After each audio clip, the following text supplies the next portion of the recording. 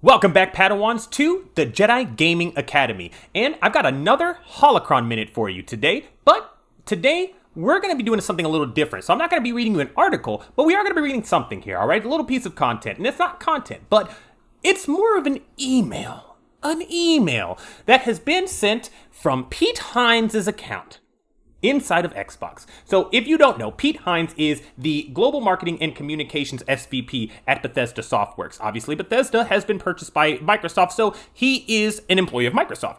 And this is an email that was sent to Jamie Letter, Todd Howard, and Todd Vaughn. So these are all higher ups of Bethesda.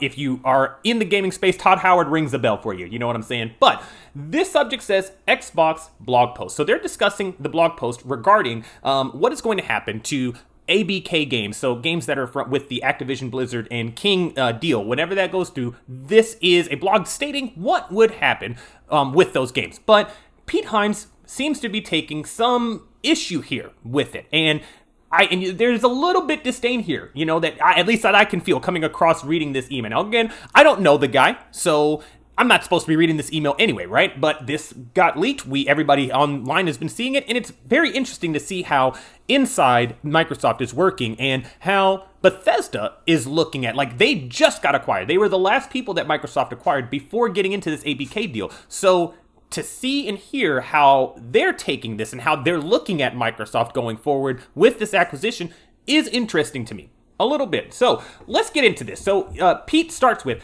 I'm confused. Is the below not the opposite of what we were just asked / told to do with our own titles? What's the difference? Emphasis in bold is mine from this blog post yesterday.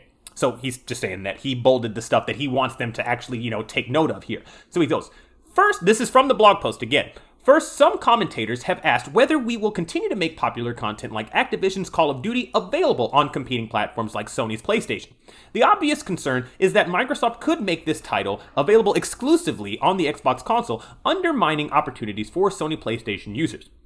To be clear, Microsoft will continue to make Call of Duty and other popular Activision Blizzard titles available on PlayStation through the term of any existing agreement with Activision, and we have committed to Sony that we will also make them available on PlayStation beyond the existing agreement and into the future so that Sony fans can continue to enjoy the games they love.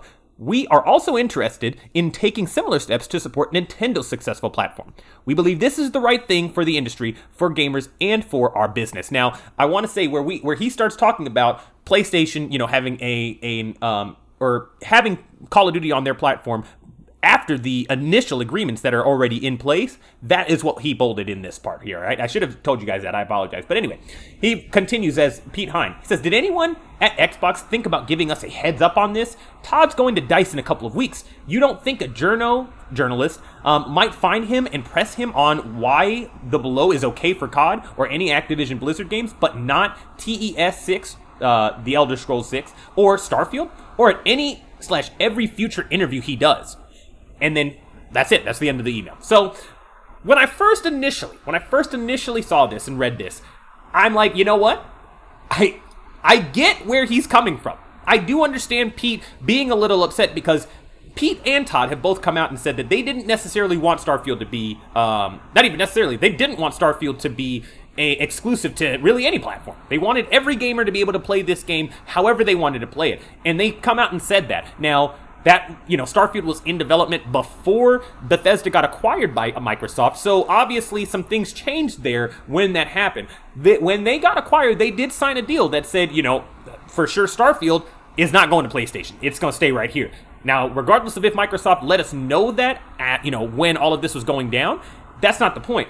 The point is they probably knew, and more than likely knew, that that was going to happen, at least to Starfield, you know, when this happened. And the reason I'm saying that is because it has come to light that Sony was actually in cahoots to acquire, not to acquire, but to get Starfield as an exclusive on PlayStation, on the PlayStation 5, similar to how they did with with Deathloop and with Ghostwire Tokyo. How they've gotten those games exclusive. And that obviously came before Bethesda was acquired. So those deals were still in place, and they could see. So that's two Bethesda titles. The third one was going to be Starfield, and Microsoft was scared. So that is a huge reason as to why they jumped on Microsoft or on Bethesda. They're like, you know what? We're not going to continue to let you make these games exclusive to your platform, regardless of if it's a timed exclusive or not. We're not going to let that happen. So we are going to acquire them now. And again, I don't think that's all of the reasoning as to why, but I do think that might have been the reason for them to,